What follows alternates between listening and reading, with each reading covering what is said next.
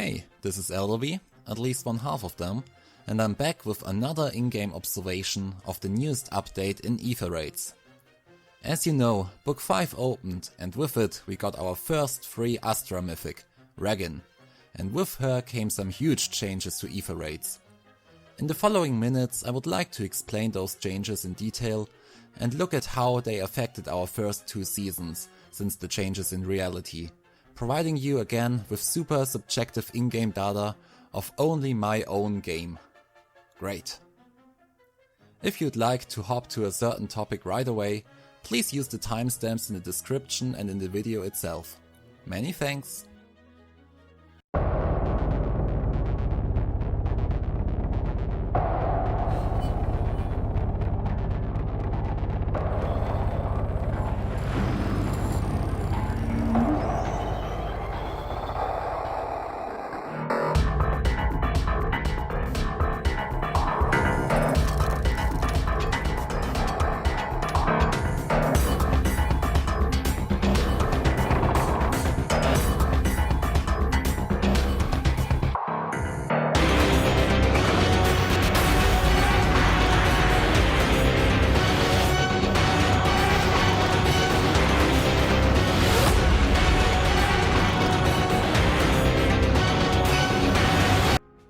Let's start with the newest addition to offensive mythics, Reginn.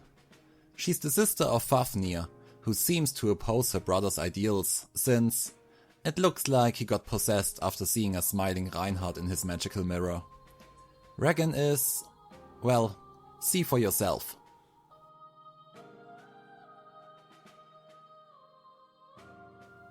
I will not lose again! Not this time! I claim both the summoner and this country in the name of... Wait, Princess Reginn, are you sure this is what you want? Shut up, shut up, shut up!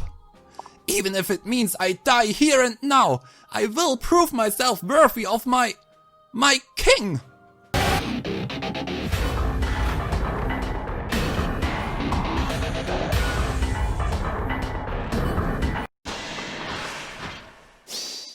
Just like Fafnir.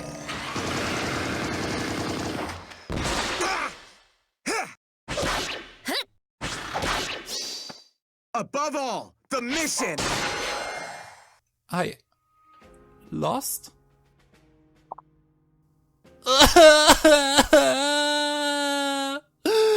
Brother, please forgive me! Alright, that's it.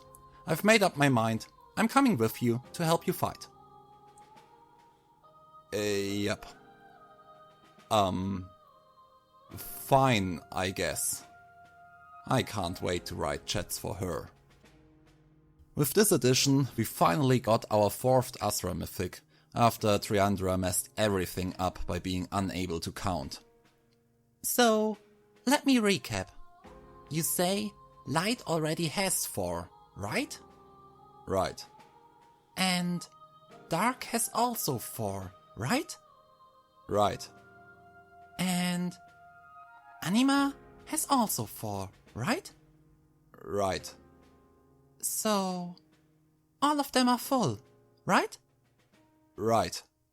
But not Astra. Astra has only 3, right? Right. So, guess I'll be Dark then, right? With Reginn we have 3 red mythics in Astra season. Huh. And with that an additional sword to Altina. While I don't want to talk too much about builds, let's look at least at the new things she brings to the table. Her weapon is called Lin, and its unique effect is attack speed +6 when initiating combat, while also reducing the first retaliation damage of the enemy by 30%.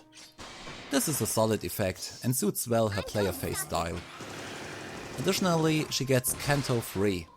Canto is a well-known skill of former Fire Emblem games, usually locked to cavalry and flyer units, who could use up their remaining movement after a battle to reposition or getting out of the danger zone.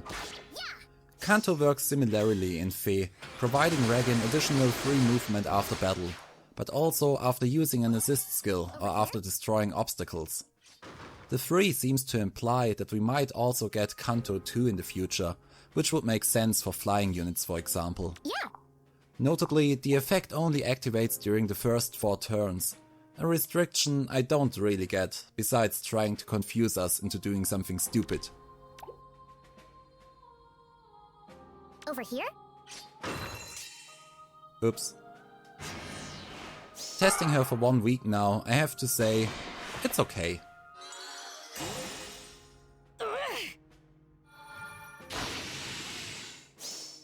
I'm going to stop you. I can see situations where she might indeed take out a troublesome building here and there. I can also see her working against cav lines, which often face the problem of not having a unit to destroy one of the row 1 obstacles. So your NCD tank may move in to tank many of the cavs at once. I don't think it's really broken though.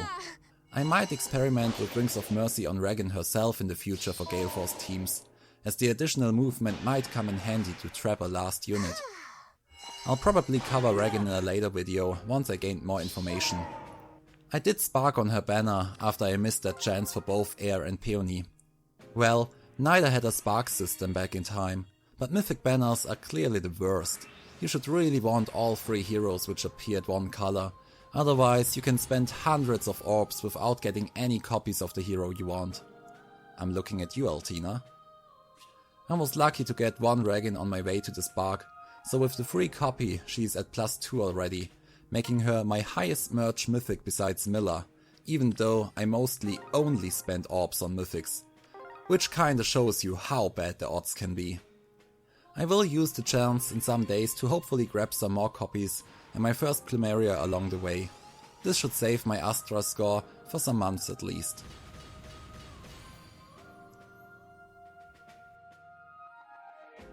So, how would I rate her? I think she's fine. She doesn't bring a big supporting skill like Miller to the table, and she might easily be outclassed by the next Astra Mythic, who brings a bit more supportive skills. For me, not owning any merged Astra Mythic, she's a great addition, and with her high hit and run kill potential in the first combat, using her unique special, I can clearly see her work in more cases than Altina, for me at least. That being said, till now I didn't use her much, I was rather testing out Kanto, and so have all the players who challenged me. I have yet to see the first Reginn making an impact against my team. Moving on to the first real change, the new Mythic Effect. All upcoming Mythics will allow for an additional unit slot in either offense or defense. This is huge. You will absolutely want one of those new Mythics for literally every season, so that's kinda bad news for everyone caring about their orb count. Therefore, let's see how good this really is. First of all, the obvious information. There will be 4 mythics of each season providing this new feature. Most likely. Unlike legendaries, who lost their additional stat boost with the pair-up effect, these new mythics are straight up better, providing the space and stat boost at the same time. People with a lot of patience may want to sit out on those heroes until a later stage, as we also saw with our current mythics that they got better with time in terms of stat and skills. Maybe you will want to secure at least one, sitting out the others until someone comes who really completes your team. I think running an additional unit is much better in defense than it is in offense. In offense, that additional unit should be a support or carry unit, because the unit itself doesn't increase your lift gain. Don't put your mythics on there, you want them in the main team to give you score. Unless you want to be a total jerk running a +10 tank with 4 mythics. I guess you can do that and make a lot of people cry. So what do you bring? As almost everything in life, this has 2 sides. I've actually had a lot of difficulties deciding which additional unit to bring, which often resulted in very awkward team setups. Most of my teams were pretty well rounded before. A carry plus his best support, plus the mythic and bonus trash. Out of a sudden you can bring 2 supports to your carry, or 2 carries and 1 support, or 3 carries, or 3 supports for Altina. There are plenty options. And plenty options may confuse a lot of people. In my opinion, it is best to look at each one of your pre-built teams and trying to focus on the single thing they were missing the most. My main idea was to bring still single Fjorm to most teams to have the isolation effect, which comes for free in Light by having Miller. Notably, I left the last slot of my Leon team empty. Running 6 units means having an additional unit which might be mispositioned, resulting in a chain death of units. One defense comes especially in mind, and you all know what I mean. Cav lines. I really expected Cav lines to get hugely nerfed with the new update, seeing how prominent and good they were already. I won't lie, Cav lines are not unbeatable, but I've also seen heavy invested Cav lines which I could never beat with my units, and I wouldn't say that of any other defense setup. I'll further cover Cav lines in my Anima defense showcase, as I am running a well-working budget version myself for many months. But for now, let me assure you that bringing 6 units against a Cav line is an almost guaranteed slaughter. On the offender's side. Previously, there was nothing worse than bringing 6 buildings to a Cav line. Now we made it. Bringing 6 buildings and 6 units. Of course, this doesn't have to be an auto loss, but it's not far away from it either. I can see more players running Cav lines in the future, and I may test double tank compositions in the future with either Bike Leon, Sophia Leon, or releasing my Micaiah from her vantage role, but for now I'll play it safe. While the additional spot on offensive teams may or may not be good for the player, depending on how thoughtful he or she might play, things will really be shaken up once we get another spot in defense teams. You will definitely want that slot, as each additional unit gives you the chance to score an additional kill, unless you put it in a corner and hope for the timeout. We may see 3 dancer defenses in the future, making us unable to isolate all of them. We may go back to full 5 lane Cav lines, taking away our last shelter. We may start to be really frightened of odd recovery restore traps, setting everything in action, or IP teams with tons of specials who can't be hit with pull smoke anymore because they are too spreaded out. Unlike offensive teams, it may be wise to put a mythic in that additional slot to give extra HP and stats to all of your units without losing lift as you would have before. I'm really excited to see what kind of new defensive mythic they will give us first. If it's a ranged anima cav, I may kill myself though. So, how did it translate so far? I'd say we have yet to see the full impact of the new slot, especially when it comes to defenses. I didn't change my Cav line before or after the update, and it's still running wild. I've won 7 out of the 8 matches, and only lost to 1, though 3 defeated units aren't a loss, but rather a pleasing rematch for the last day. Every player obviously brought Reginn last week, who was not only given out for free, but also the bonus unit, and as expected, every player brought 6 units, while 7 out of 8 also brought more than 4 buildings, the ideal setup to die against a Cav line. And, as I also expected, most teams look as silly as some of my new 6-man teams. The units are not really helping each other, legendary heroes have simply been slammed on the teams no matter if they were beneficial or not, and I do think many players will continue to struggle with their new power of bringing 6 units before they form new working teams. I didn't encounter a single bridal Fjorm, Loki, Aversa or Yago till now, though I expect things to change over the course of the next weeks. We will see. I will wait to form my final teams until I hopefully summon more than 1 Plumeria this week. Let's move on with the changes to the rotation of bonus units. Before, this used to be a regular pool of bonus units. We had a mythic unit in the top left corner. This was either an offensive or defensive mythic, not implicitly linked to the season. We were lucky in weeks with an offensive mythic of the according season, as it opened up that bonus unit slot, which could be filled with either another mythic for a triple mythic comp, or also another support unit like a dancer, or even a stat wall soaking chills or shrine debuffs. Most of the times we were unlucky though. Unlike legendaries, who had at least a 50% chance of the season fitting their blessing, defensive mythics can't or rather shouldn't be used in the offense at all, as they don't count for additional lift even in the right season. As we always had more defensive mythics than offensive mythics, More than half of the time, that bonus slot was completely worthless. Then we had 4 new units from either the newest regular or seasonal banner, most of the times accompanied by the Grand Hero Battle or Tempest Trial unit. The other 4 slots were rotational units taken out of the pool of past Grand Hero Battle or Tempest Trial units, legendaries, and on the last slot the Asuka trio. And Fjorm, who still can't accept that her book was lame and ended 3 years ago. Most F2P players had to go with a Grand Hero Battle or Tempest Trial unit and re-blast that unit between the weeks to have a bonus unit. In lucky cases, we owned the bonus legendary hero who also fitted the current season, sparing us a blessing, as blessings are still kinda rare, especially for F2P players. With the new update, we'll get both an offensive and defensive bonus mythic of the right season each week, which is huge. Owning every offensive mythic has never been so valuable before, as you won't need to care for a bonus unit ever again, while also getting optimal lift gain. So it is possible to give us units according to the current season. So the reason why they have and still give us legendaries in non-fitting seasons, making a bonus slot completely worthless, is simply because they hate us. Great. Apart from that, I don't know if this is a current problem or going to be an ongoing problem, but the upcoming bonus heroes already look messy as hell.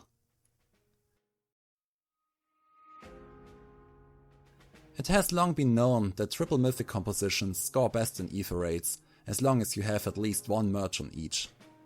The impact is not huge, as the base formula stays the same no matter if you bring 2 or 3 mythics, but as 3 mythics allow for more merges, they can give quite an amazing boost to your lift gain. Not many players were using triple mythic comps in the past, me including, as it meant your carry unit had to be a total beast, being able to take out the complete enemy team, mostly without any help. I did have triple mythic teams around Kronya, Pirate Tiban and Legendary Corrin, which I used in maps with weak setups when I was confident I could beat them without further help to gain maximum lift. Never used 3 mythics in Astra because never owned 3 mythics in Astra. With the new update, every team can be a triple mythic team as long as you own the current offensive bonus mythic. This means additional lift, but even more importantly, a thing which might be easily overlooked, more stats for our carry and support units. Using triple mythic comps means putting plus 15 HP on top of your blessed units. The current HP threshold of buildings like the Panic Manor or Tactic Room is 70 HP. Taking merges and flowers into consideration, units with base HP over or around 50 may now overcome this threshold. Also taking the summoner support and the refinable weapons into consideration, units with base HP around 40 can overcome the current HP threshold of buildings, which is huge. Let's not even talk about the possibility of 4 mythics. Besides the obvious effect in terms of higher stats, being additionally able to bring a support unit, as the bonus unit will now be a mythic hero, has a huge impact against most defensive teams. Overcoming the now possible HP of units like Bridal Fjorm, Loki or Aversa is now nearly impossible for your defensive units, who still can only be buffed by 2 mythics and can't be summoner supported either. So much for the theory. Let's take a look at what I observed so far. Our first 2 weeks since the update featured Freya and Reginn as offensive bonus mythics. Reginn was given for free, while Freya was at least on a valuable recent banner. My defense was hit 10 times during Dark Season, 8 times in Anima. Before the update, my defense was hit 9 times on average, so I didn't see a drop of people playing Aether Raids at least. I'm only showing 9 here out of, optics. Among the 10 matches in Dark Season, half of them used Freya, resulting in 4 out of 5 players having a triple mythic team, while 1 had a triple mythic composition of double Peony and Miller anyways. Not counting the triple mythic comp with Triandra, girl, you are in the wrong season. Half of the players this week hit me with triple mythic compositions, and I expect the numbers to go up once the more frequently rerun mythics like Air and Peony are in the bonus rotation. In terms of HP, 5 units could now overcome Ike's sudden panic, with 3 even beating the 70 HP threshold of my panic mana. This made a notable difference once, in this game with Kronia, which I might have won without the changes. Kronia was supported by triple mythics, making her reach 71 HP. The catapult, which was also the bonus structure, was in a perfect position to take out my healing tower, but it honestly wouldn't have mattered anyways, because of Fallen Takumi. Kronia went up the side path, not worrying about my panic mana, which I placed there to make exactly this strategy less viable. In most cases, people either have to endure the debuffs if they want to stay safe, or they have to destroy it, which results in the melee units being able to move through as well.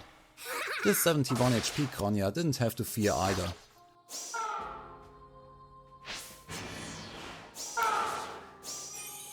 She did take a huge amount of damage by Micaiah, and if she would have been hit by the panic mana, it would have meant her end. You fool! Stupid AI. If Bramimond would have attacked first with his AoE special, I could have gotten her as well. But nevertheless, it was a well-deserved victory no matter what. I did suffer surprisingly many failures during Light Season, but I have to admit my Light defense is weaker than my Anima defense, and the other teams who won against me would have won without the changes as well. My Cav line performed better than expected. Every player obviously brought Reginn, who was not only free but also the bonus unit. 5 players brought along triple mythics, so more than half already, but not a single unit was built to overcome the 70 HP threshold of my panic mana. Therefore, as I expected, bringing 6 units resulted more in a feast for my Cav line than in actual danger. But as I also said, I do expect this to change over the course of the upcoming weeks, and it feels a bit like my Anima defense wasn't hit as hard as my Dark defense in general, so I might have also just had a lucky week. So, what can we expect of the new bonus rotation? Triple Mythic teams will be more prominent than ever before. The bonus stats will make offensive teams more dangerous than before, but I also expect building caps to increase as well in the future, which may end up very hurting for the offensive Mythics, who can't increase their HP or stats. Mythics might very likely become the main hunting targets for defenses in the future. That being said, I do welcome this change. I was never too fond of bringing unbuilt bonus units, and it annoyed me to level them up and to reblast them from week to week. It also allows for having more consistent team setups. I can't wait to stop switching between tactic buffs or chills, because the only possible bonus unit I could bring messed up my team's movement. Saving blessings will also be a big deal. I haven't used my plus 10 bike in months, because I couldn't spare the Astra blessing while working on my Dark defense, and I'll be very happy to get him back soon. And I'm obviously happy about the additional lift gain. The downside is that it creates even more pressure on those mythic banners. Not pulling Plumeria and 300 orbs did hurt quite a lot already. When you start missing those offensive mythics for several weeks though, as it seems for now the rotation might have the same mythics for 2 seasonal weeks in a row, so basically the same mythics for a whole month. It might be really frustrating. I'll talk about the rotation in terms of defensive mythics soon. Since Book 5, the base score of lift gain was increased by 20. With this free upgrade, thanks IS, you really care about your free-to-play base. I'm gonna pause a bit to let it stick. We may now gain 360 lift in a double battle with 2 mythics without merges, up to 420 the more Walish you get. For my poor mythic pool, this means around 368 lift per double battle. With 8 double matches per week, we can rise up to 30,880 lift with a perfect offense without mythic merges, so 480 lift above tier 27. Therefore, the logical conclusion was a new tier, tier 28. Previously, an unmerged double mythic offense brought you up to 30,560, so you actually could lose up to 160 lift in either defense or offense and still reach tier 27. With the new tier, the air will be thinner. 30,880 lift means you're only 80 lift above the threshold without merges, so half of what we were used to. Even worse, the base score of lift loss was also increased by 20. Instead of -80 for another defeat, we will now lose -100, which would already result in dropping a tier if you don't run defensive mythics, by only losing a single game. Unlike offense, where triple mythic comps are now more frequent, we are still forbidden of using more than 2 mythics on defense, which means we can only weaken the drop of a full loss to -60 without merges. This also means, unlike before, we will now have to kill at least 3 units of the enemy team instead of 2, in order not to lose lift for a failure. This will affect all players, no matter if you are F2P or a whale. Sure, the more lift you gain, the more you have to lose. Plus 10 triple offensive mythics will carry you up to 40,360 lift, which means you have 560 lift to lose, which would still let you stay in tier 28 even if you lose every defensive match. Well, maybe it affects whales slightly less. Nevertheless, it is a huge deal. Most changes we have seen so far had a bigger threat to the defensive teams, and the AI is still a mess from time to time. I have looked into my past weeks of recording to see how much it might have affected me. I didn't include the lift loss reduction, which will come in the last part. Instead I added 40 lift for each of my 8 wins in offense and took 20 away for every failure where I only killed 2 or less units. Looking at my performance during the last 10 weeks, I would have made tier 28 in 9 out of 10 weeks, but the air was thin. I do admit having become a bit more reckless those past weeks. I sometimes took a 1-loss victory on the last day if it meant finishing in tier 27 and being done with the season, as I was just too busy with other things. But I need to watch out in the future. In 4 out of 10 weeks, I'm only 1 full defensive failure away from dropping a tier. So it's time to put my smarty pants back on. I didn't have a lot of trouble these past 2 weeks reaching tier 28. My dark defense was hit really hard, but I was lucky that most of those hits happened during immunity, a thing which might easily change in the future. With 8 double matches per week, we may gain up to 320 lift more than before, while 9 defensive matches can make us lose only 180 lift more. So that's more or less 140 lift for free for everyone. New players will have an easier time climbing tiers, and tier 21 casuals might also suddenly reach a higher tier, resulting in more rewards. So it seems to be a good change for everyone. Tier 28 will most likely become more competitive than tier 27 used to be. But the rewards are on top of what we usually got.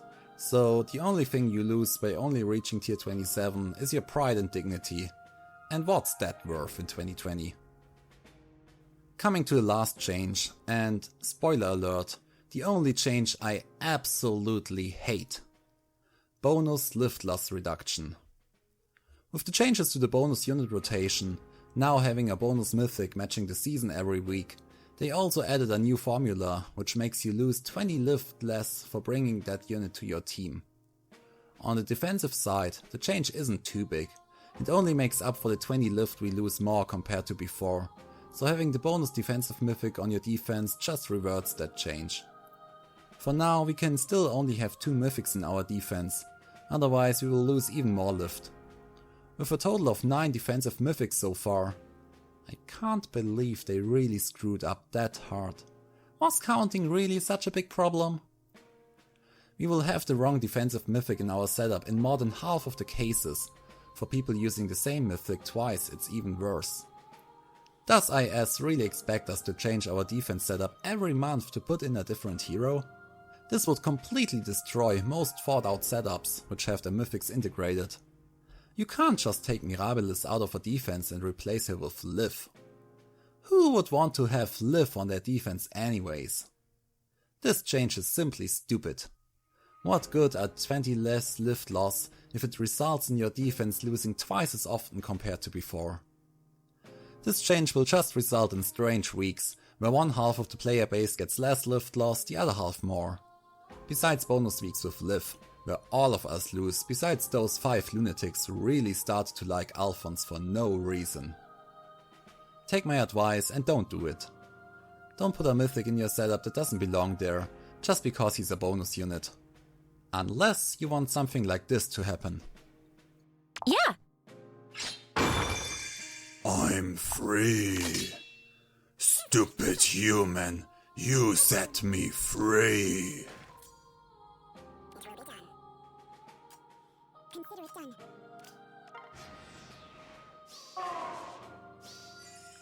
Watch my superior might once I crush you. Let's find happiness. Yes. This way?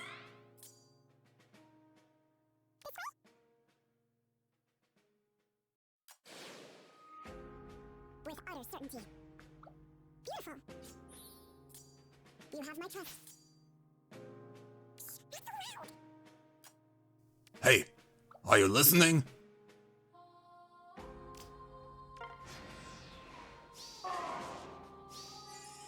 Watch my superior might once I crush you!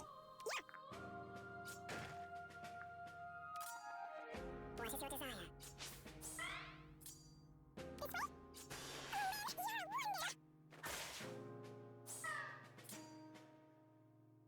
Hello?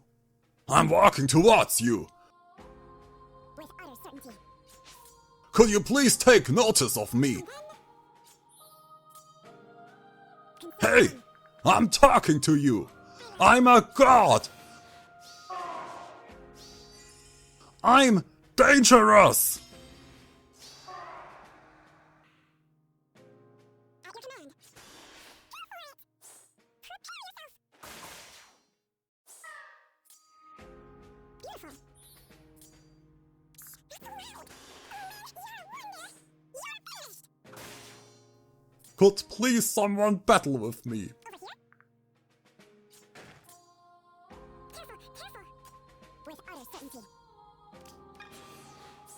Please.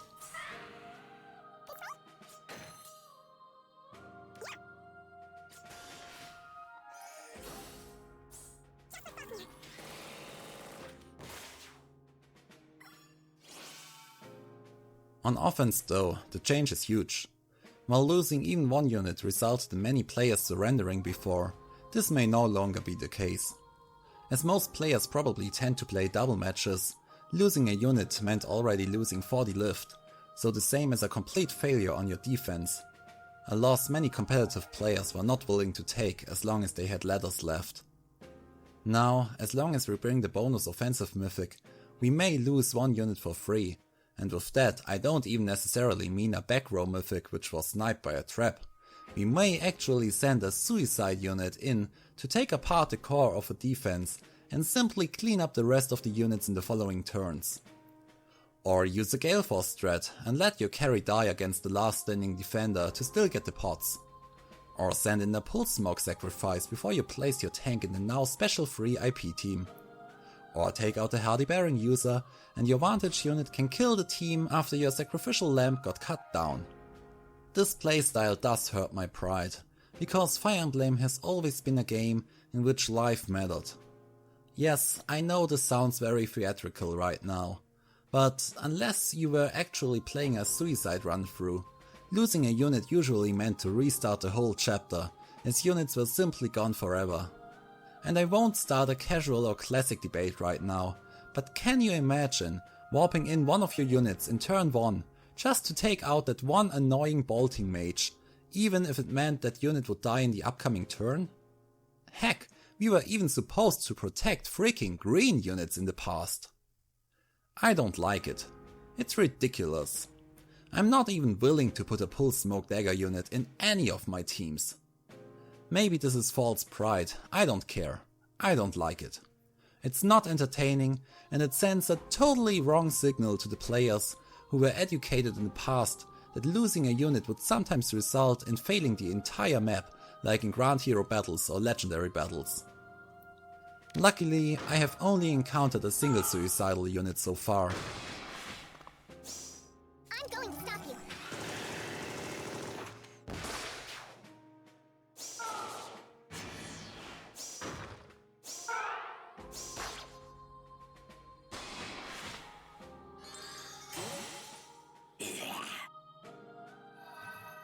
Not good enough.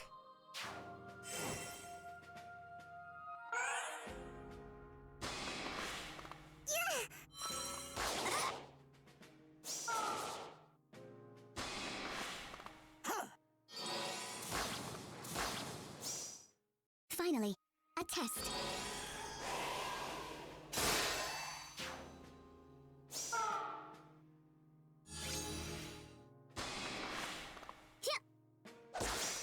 For my lord!